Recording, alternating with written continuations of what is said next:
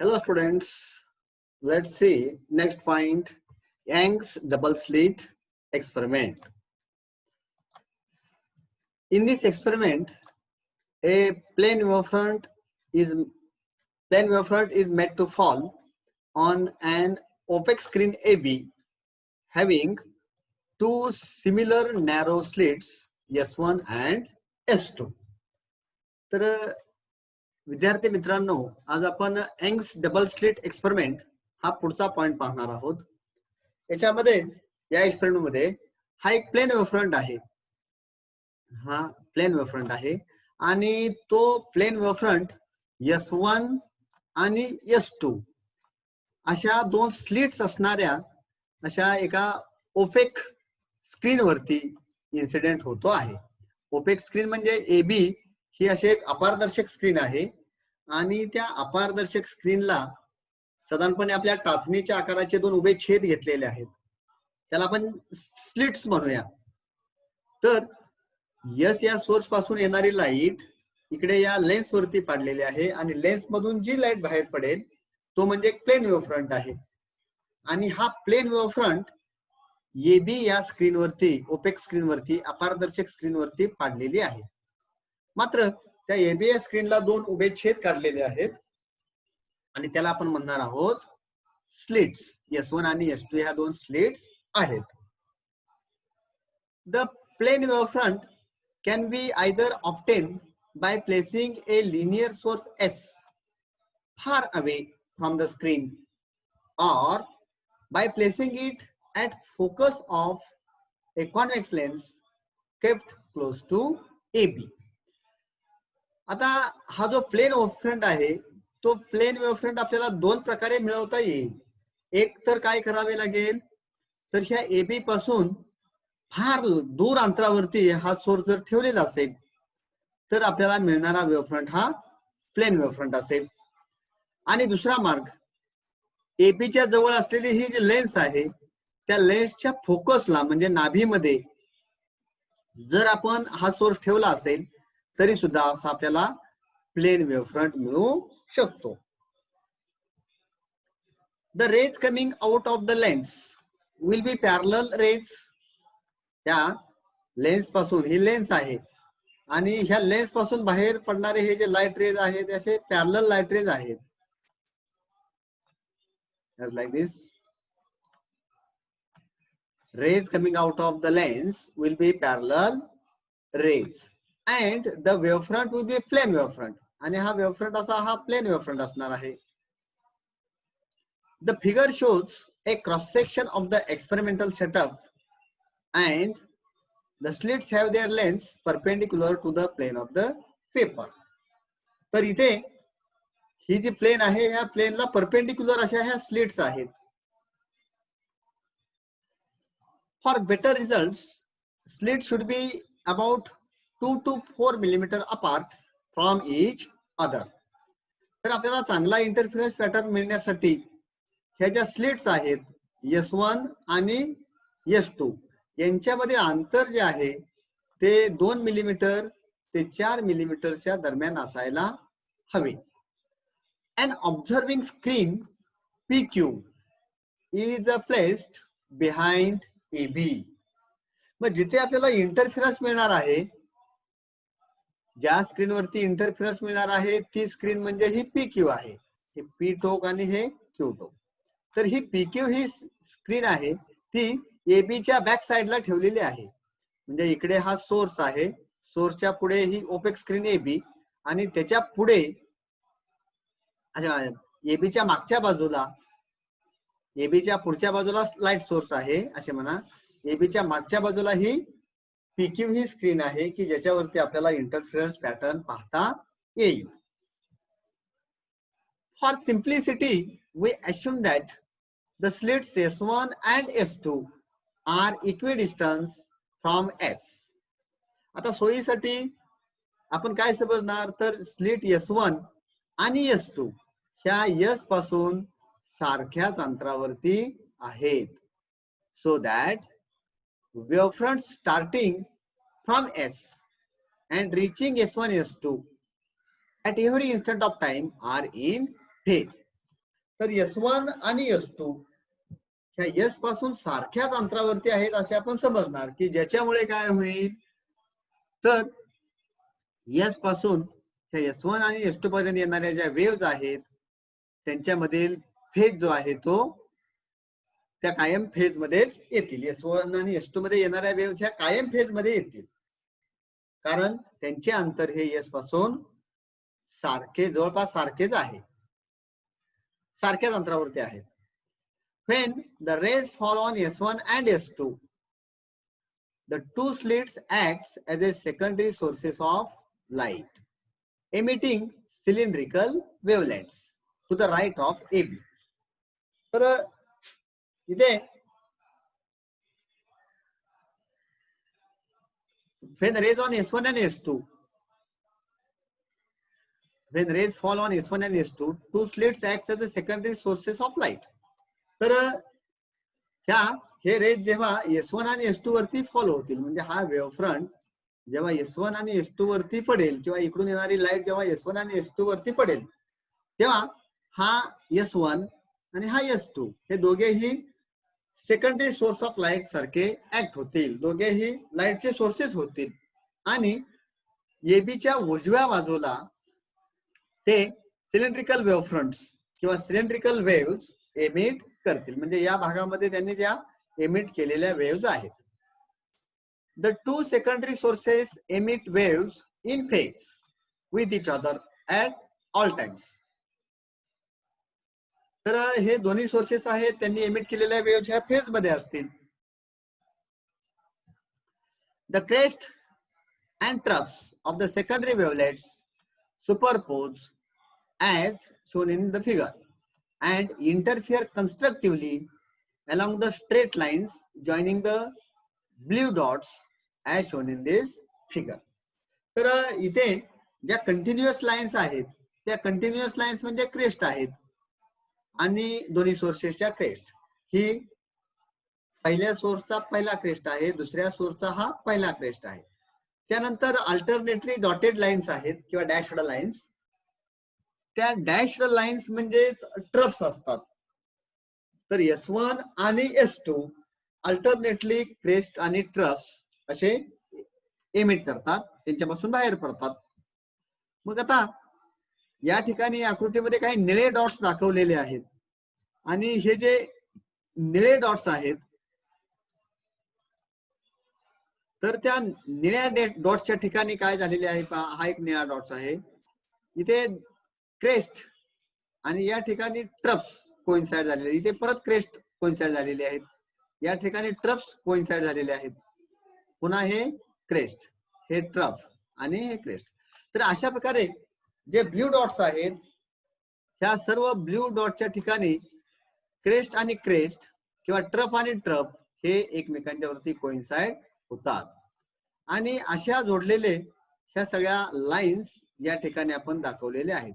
तर या लाईन्स वरती कन्स्ट्रक्टिव्ह इंटरफेरन्स निर्माण होतो. Crest of one wave coincides with the crest of other wave. Trough of one wave coincides with the trough of other wave. And at all such points, there is a constructive interference of light. The points where these lines meet the screen have high intensity and are bright. आता हे जे points आहेत blue कलरचे point जे काढलेले आहेत त्या points पासून मिळणारी जी स्ट्रेट लाईन आहे, त्यांना जोडणारी स्ट्रेट लाईन आहे, ती स्क्रीन वरती ज्या ठिकाणी पोहोचेल त्या ठिकाणी तुम्हाला अशा प्रकारे ब्राईट स्पॉट दिसेल आणि लाईटची इंटेन्सिटी काय असणार, maximum.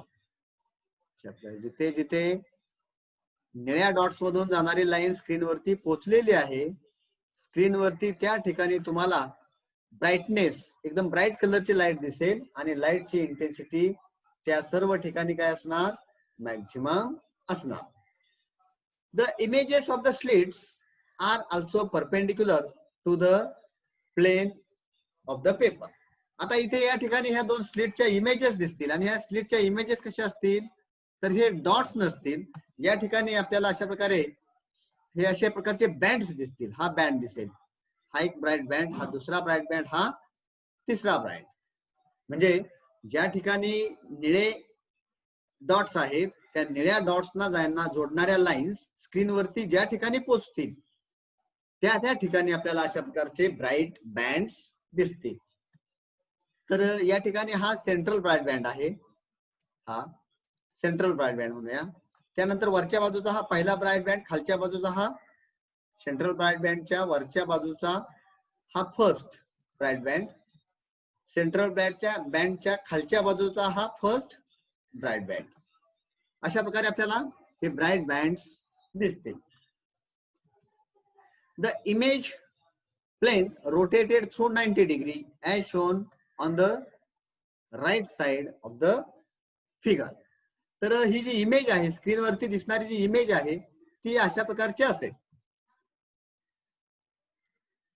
midway between these lines are the lines joining the red dots along which crest of one wave coincides with the trough of the other, causing zero intensity and producing dark images of the slits on the screen PQ.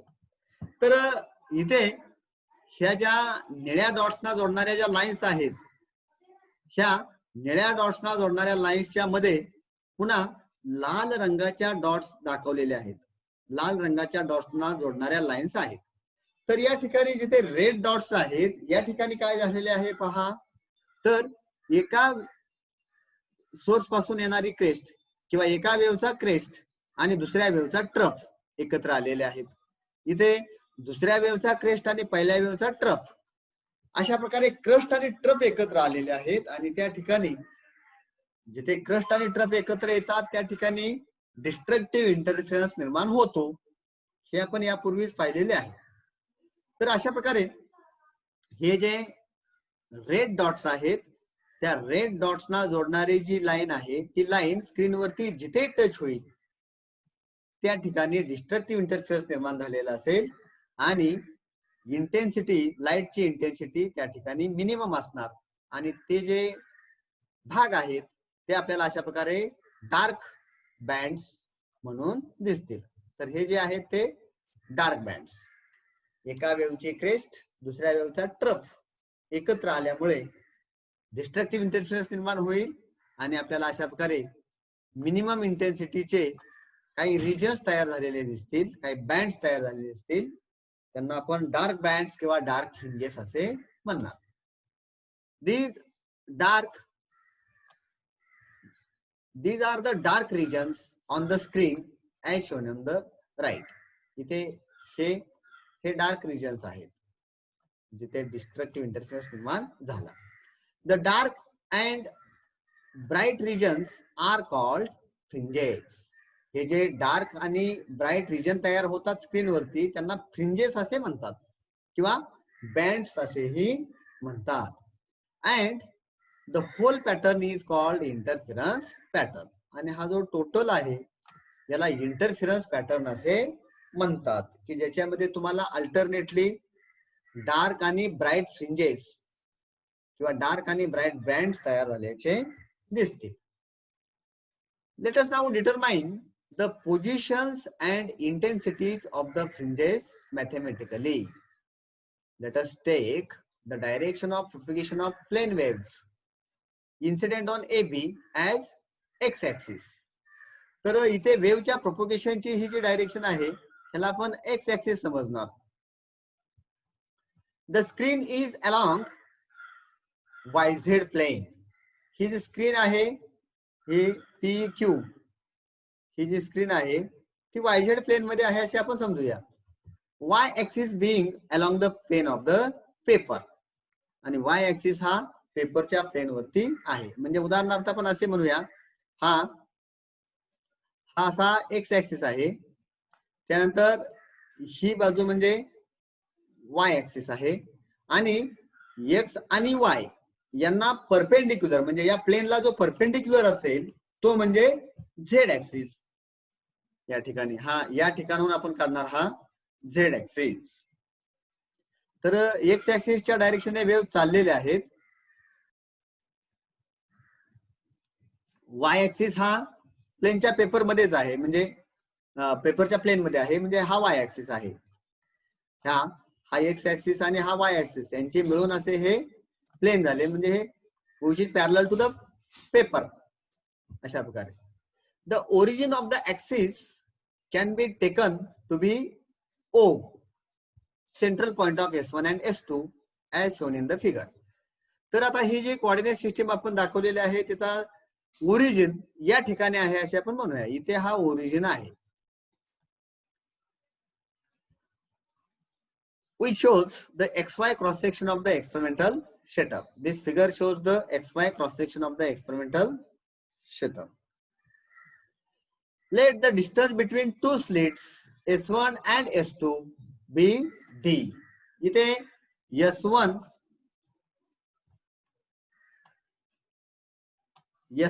हा S1 आहे, इथे S1 आणि हा S2 दोन light sources आहेत, त्यांच्या मधील जे अंतर आहे ते अंतर या ठिकाणी दाखवलेले आहे. This distance is D and that between O and O dash be D.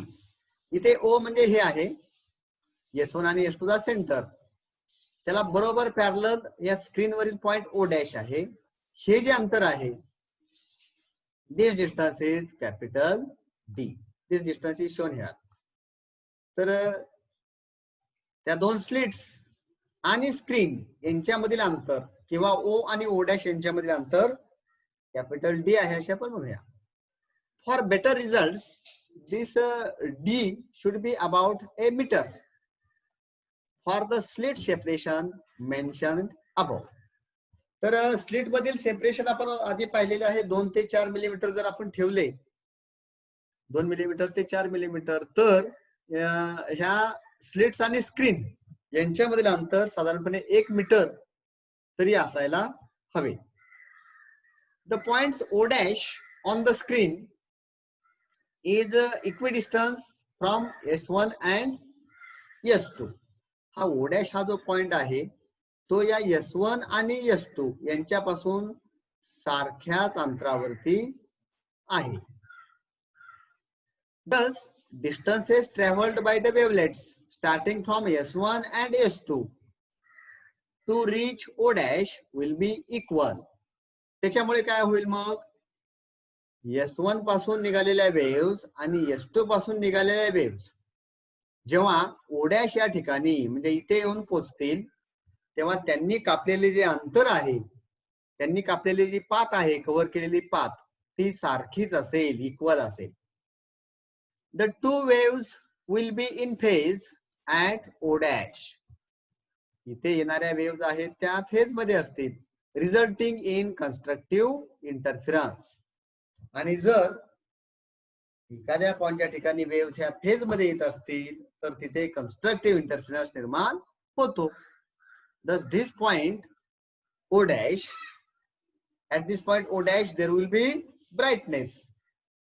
Thus there will be bright spot or bright band at O dash and bright fringe at the center of the screen, and there will be bright fringe at the center of the screen perpendicular to the plane of the paper as shown at the right in the figure 7-10. तर इथे अशा प्रकारे सेंटरलाच काय तयार झालेलं असेल, या सेंटरला अशा प्रकारे हा ब्राईट बँड तयार होईल. हे S1 पासून या ठिकाणी येणाऱ्या वेव्स आणि S2 पासून या ठिकाणी येणाऱ्या वेव्स सारखे अंतर कापतील, त्यामुळे क्रेस्ट वरती क्रेस्ट आणि ट्रफ वरती ट्रफ येईल. या ठिकाणी लाईटची इंटेन्सिटी मॅक्झिमम असेल आणि त्यामुळे असा आपल्याला या ठिकाणी सेंटरला, स्क्रीनच्या सेंटरला हा असा ब्राईट बँड तयार झाल्याचे दिसेल.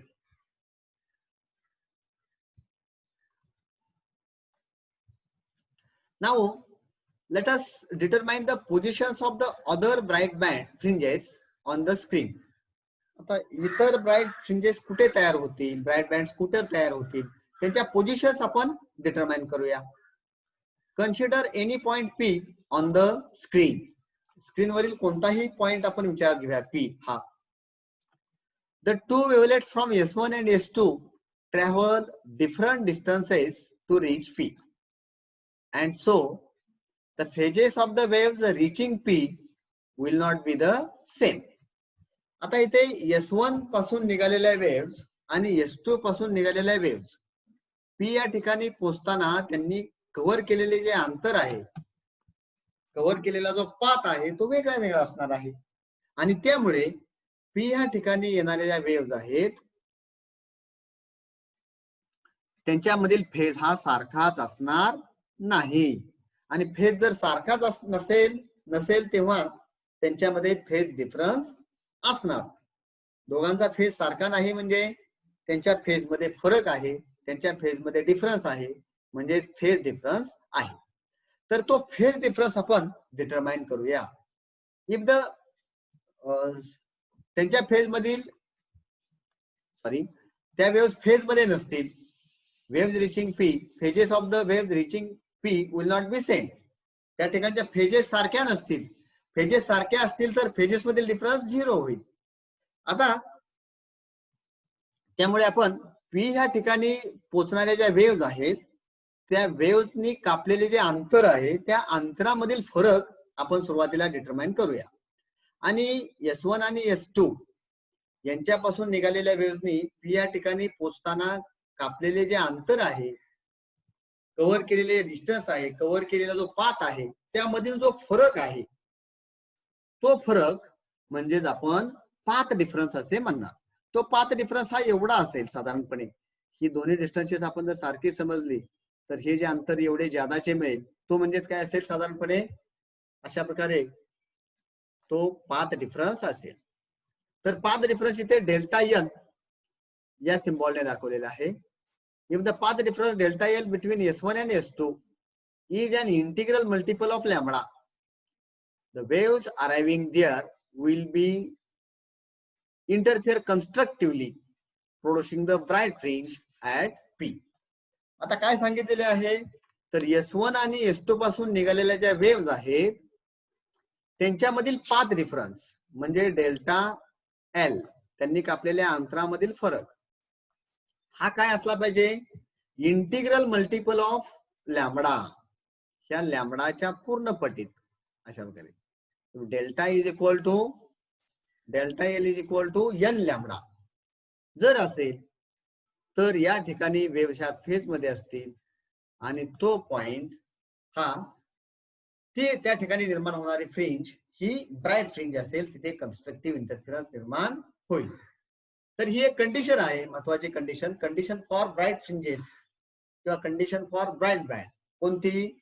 If path difference arriving at a point is integral multiple of lambda, then there will be constructive interference, there will be bright fringe. एखाद्या पॉइंटच्या ठिकाणी येणाऱ्या वेव्स मधील पाथ डिफरन्स जर लॅम्बडाच्या पूर्ण पटीत असेल तर त्या ठिकाणी कन्स्ट्रक्टिव्ह इंटरफिरन्स निर्माण होईल, त्या ठिकाणी ब्राईट फ्रिंज किंवा ब्राईट बँड निर्माण होईल. आता अशीच डार्क फ्रिंज साठी किंवा डार्क बँड साठीची कंडिशन काय आहे? If the path difference between the S1P and S2P, S1P हे अंतर आणि S2P हे अंतर यांच्यामधील फरक, if path difference between S1P and S2P is half integral multiple of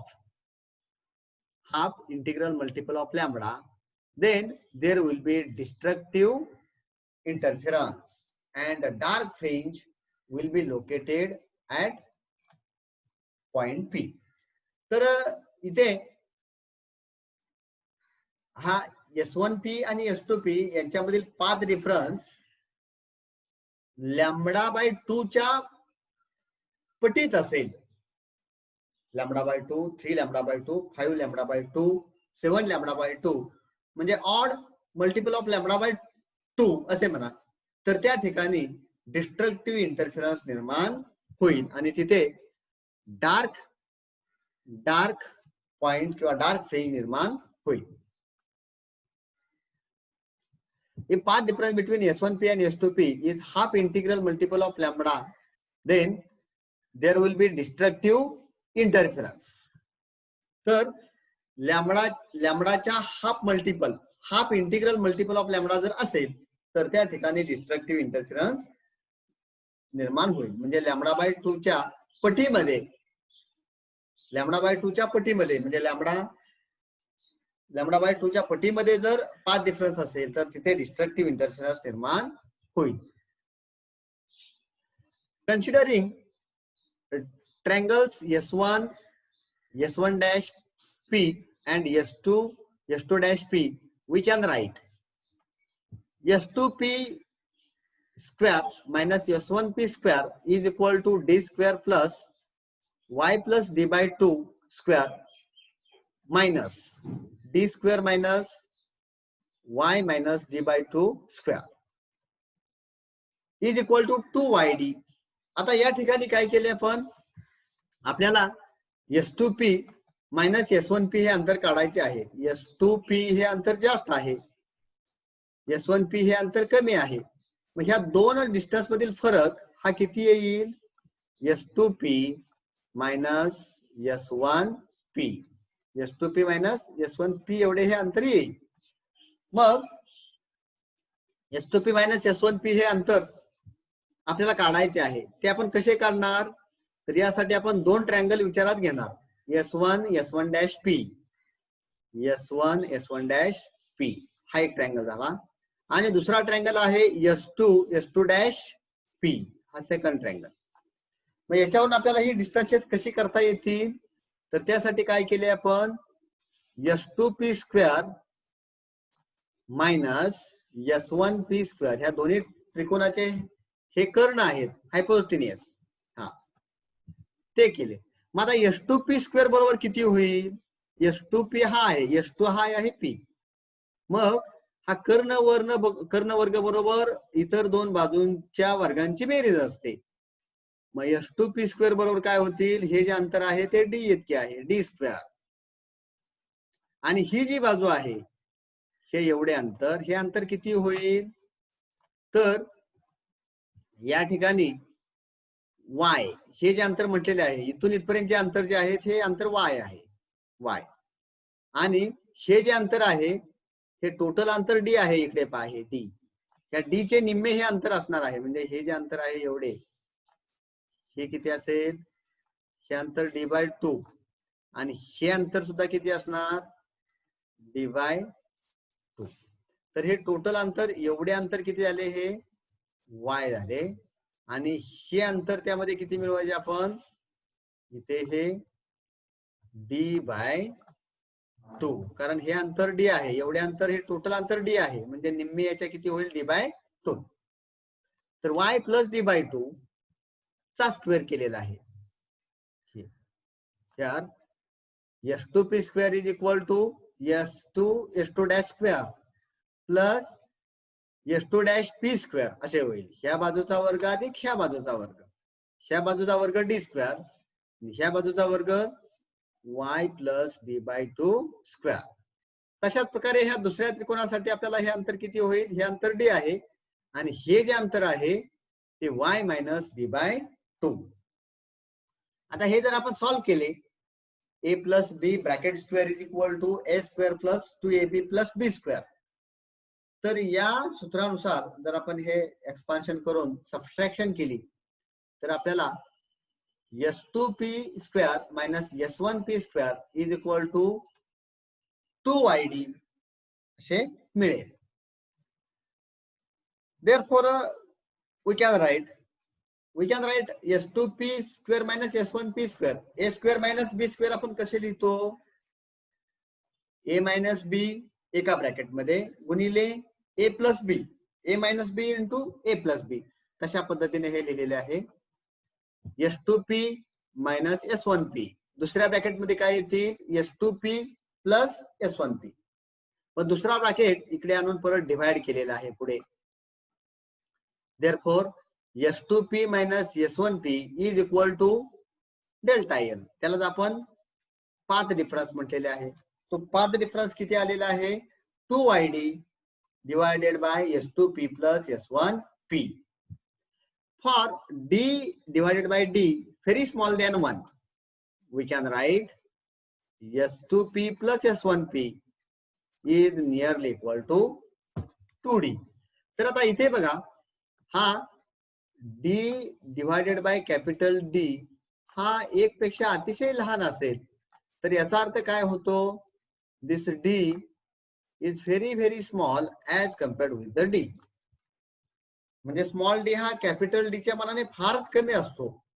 आणि जेव्हा असे असणार तेव्हा हे S2p हे जे डिस्टन्स आहे ते S2p हे distance it is nearly equal to S1p.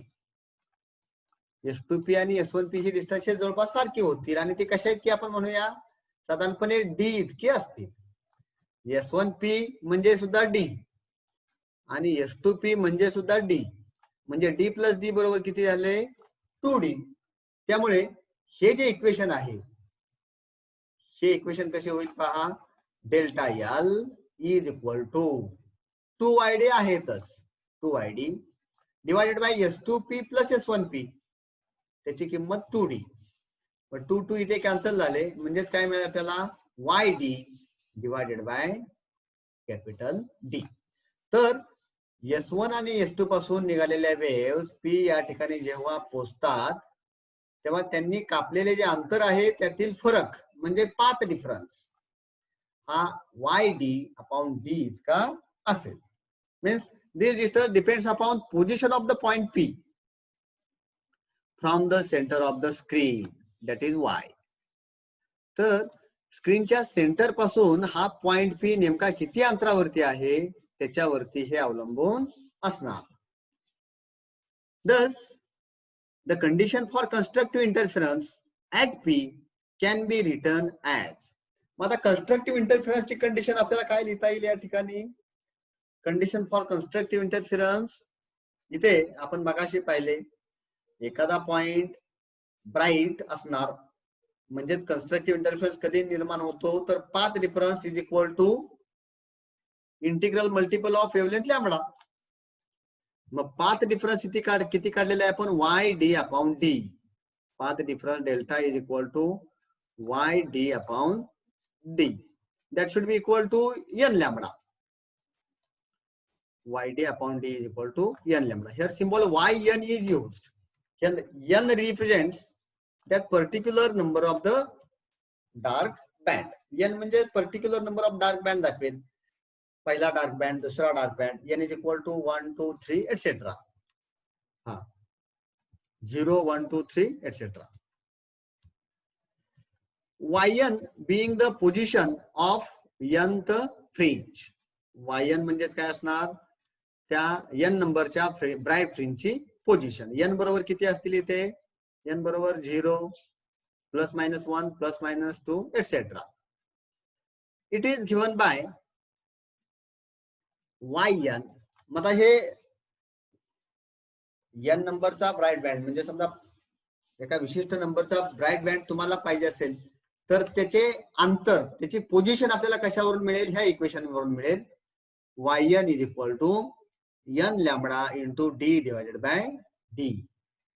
yn is equal to n into lambda into capital D divided by small d.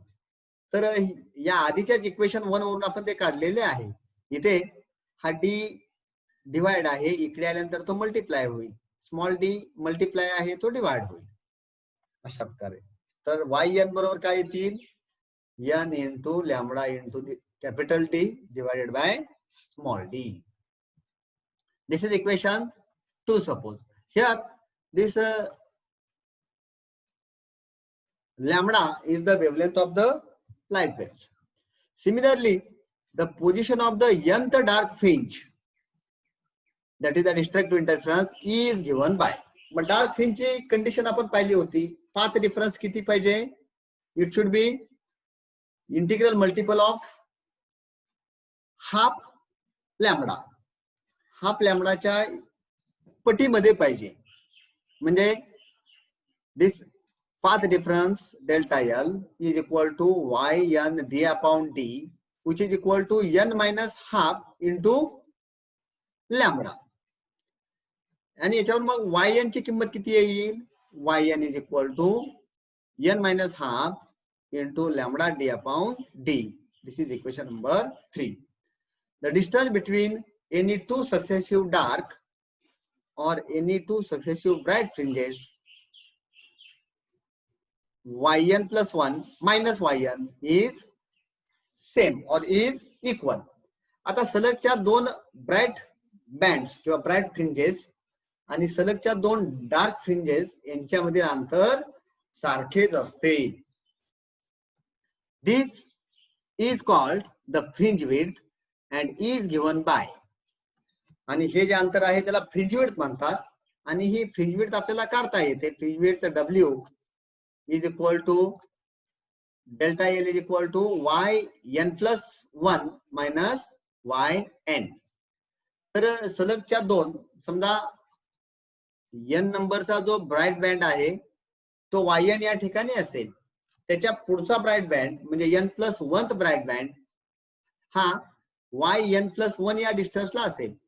तर ह्या दोघांच्या मधील अंतर आपण काढले की आपल्याला काय मिळेल? फ्रिंज विड्थ मिळेल. So this fringe width is equal to lambda into D divided by d. Fringe width आपल्याला कॅल्क्युलेट करता येईल. Thus, both dark and bright fringes are equidistant and have equal widths. या दोन डार्क बँड मधील अंतर आणि दोन ब्राइट बँड मधील, दोन डार्क फ्रिंजेस मधील अंतर आणि दोन ब्राइट फ्रिंजेस मधील अंतर सारखेच असते आणि ब्राइट फ्रिंजेस आणि डार्क फ्रिंजेस ह्या सारख्याच विड्थच्या असतात. आणि सलगच्या दोन डार्क फ्रिंजेस मधील डिस्टन्स किंवा सलगच्या दोन ब्राइट फ्रिंजेस मधील डिस्टन्स म्हणजेच फ्रिंज विड्थ. आणि फ्रिंज विड्थचा फॉर्म्युला काय? W is equal to lambda into capital D divided by small d. We can also write equations 1 to 4 in terms of phase difference between two waves as follows. The relation between path difference delta L and phase difference delta phi is given by delta phi is equal to 2 pi by lambda into delta L. तर phase difference आणि path difference यांच्यामध्ये relation आपल्याला अशा प्रकारे देता येईल. Delta five बरोबर 2 pi by lambda into delta L. Suppose this is equation number 5. Thus, phase difference between the two waves reaching P from S1 and S2 is given by. मग P या ठिकाणी S1 आणि S2 पासून निघणाऱ्या ज्या waves आहेत त्यांच्यामधील phase difference आपल्याला कसा लिहिता येईल? तर delta phi is equal to 2 pi by lambda आहेच. इथे डेल्टा एल ची जी किंमत आहे ती आपण मगाशी काढली होती yd अपॉन d. त्यामुळे P ह्या ठिकाणी पोहोचणाऱ्या ज्या वेव्स आहेत, इथे S1 आणि S2 पासून P या ठिकाणी पोहोचणाऱ्या वेव्स आहेत त्यांच्यामध्ये जो फेज डिफरन्स आहे तो आपल्याला असा लिहिता येईल. इक्वेशन नंबर 6 काय? Phase difference delta phi is equal to yd upon d into 2 pi by lambda. The condition for constructive interference in terms of phase difference is given by. मग आता एखाद्या पॉइंटच्या ठिकाणी कन्स्ट्रक्टिव्ह इंटरफेरन्स निर्माण कधी होईल? तर त्यासाठी कंडिशन काय लिहिता येईल आपल्याला? Phase difference phi n is equal to n into 2 pi. तर हा फेज डिफरन्स 2 पायच्या n टाइम्स असला पाहिजे. म्हणजे n हा किती असणार इथे? n is equal to 0 1 2 3 etcetera. This is equation number 7. The condition for destructive interference in terms of phase difference is given by. Destructive interference साठी ही कंडिशन काय? तर delta phi n is equal to n minus half 2 pi. तर n is equal to plus minus 1 plus minus 2 plus minus 3 etcetera. अशा प्रकारे हे आपल्याला लिहिता येईल. So these are the conditions for constructive and destructive interference. Thus, if light waves from S1 and S2 interfere with each other, then interference pattern is produced on the screen with central bright band at the center, and there will be alternate dark and bright bands. Now we have seen in this article, we have seen the condition for bright bands or fringes and conditions for dark fringes. Okay, thank you.